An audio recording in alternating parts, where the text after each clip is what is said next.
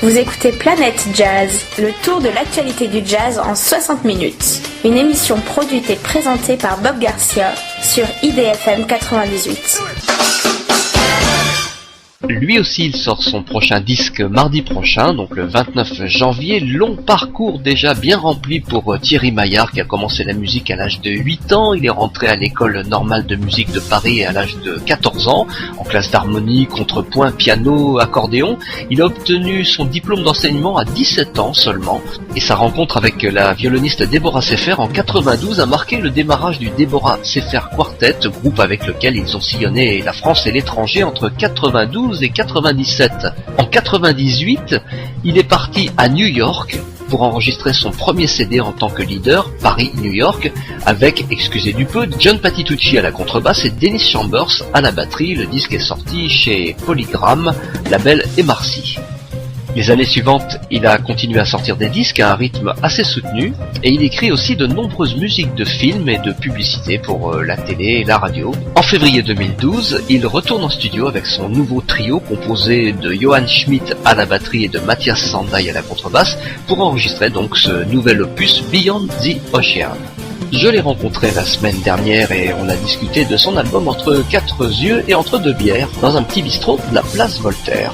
Alors 14 titres sur cet album, si on parcourt très rapidement les titres, il y a Khéops, Etretat le donjon, il y a Beyond the Ocean bien entendu qui a donné le titre, il y a aussi Budapest, il y a encore une allusion à l'Égypte avec la vallée des reines. C'est une invitation au voyage ? Exactement.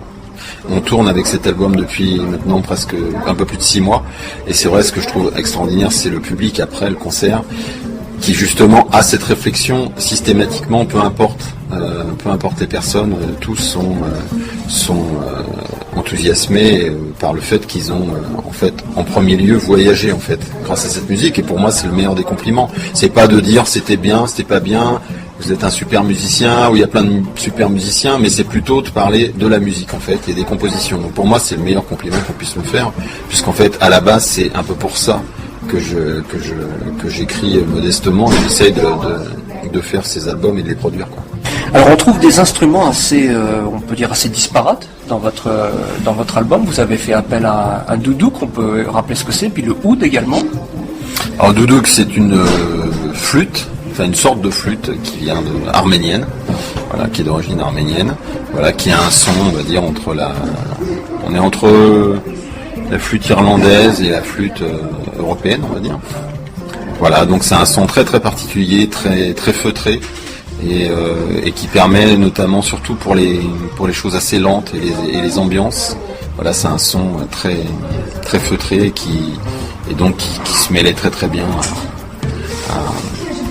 aux compositions. Pour le oud, en fait c'était aussi toujours pareil. En fait, c'était l'envie de mélanger aussi toute cette partie, évidemment, Europe de l'Est, Turquie, voilà, tous ces instruments qui, peut-être pas aujourd'hui, mais dans le passé, une époque lointaine, il y avait peut-être beaucoup plus de réunions musicales et de styles.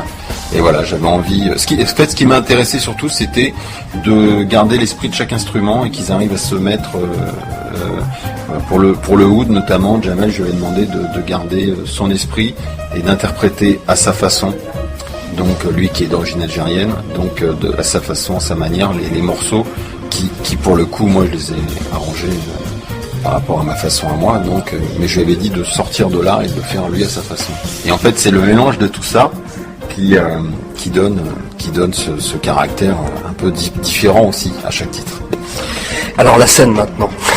Quand et où on va pouvoir vous entendre et avec quelle formule? Est-ce que vous allez arriver à rassembler tout ce petit monde sur une scène? Alors on va beaucoup tourner en trio. Avec le même répertoire, hein. Avec le même répertoire. D'ailleurs on joue sur scène, c'est exactement dans l'ordre du CD. D'ailleurs c'est assez marrant parce que c'est la première fois que ça arrive et ça s'est fait comme ça. C'était pas voulu, on a préféré l'ordre du CD par rapport à la scène ou l'inverse. Mais voilà, il s'avère que c'est comme ça. Donc là on est au Bispot à Nice là en trio, le 31 janvier. Sinon les dates comme ça que je retiens, le 17 avril on fera le festival de Versailles. Voilà, on sera à Montréal cet été. Je serai en solo, on sera en trio. Voilà, il y a aussi plein de dates, mais je peux pas trop les donner parce que c'est pour parler. Donc, mais il y aura, je pense, pas mal de dates. De toute façon, à partir de mars, il y aura de la publicité où il y aura indiqué la tournée 2013. Voilà.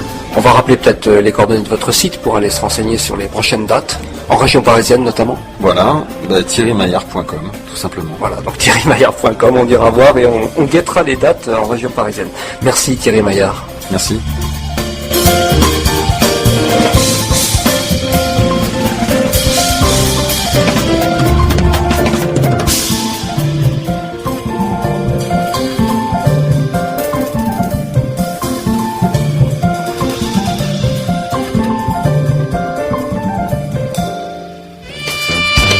Vous écoutez Planète Jazz, le tour de l'actualité du jazz en 60 minutes. Une émission produite et présentée par Bob Garcia sur IDFM 98.